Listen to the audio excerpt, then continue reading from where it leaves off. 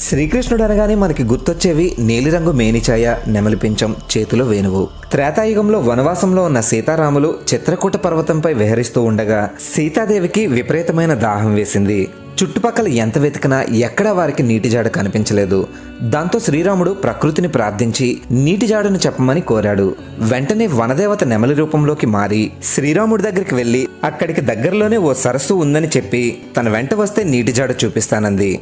నెమలి వేగంగా ముందర వెళుతూ సీతారాములు ఆ దారిని అనుసరించడానికి వీలుగా తన ఒంటిపై ఉన్న నెమలి పించాలను దారంతా విడిచిపెట్టింది. సాధారణంగా వేసవికాలం చివరిలో మాత్రమే నెమలి తన ఈకల్ని విడిచిపెడుతుంది. సీతారాములు వాటిని అనుసరిస్తూ సరస్సు దగ్గరికి చేరుకున్నారు. కానీ నెమలి బలవంతంగా తన ఈకల్ని విడవడంతో నెమలి మరణించింది.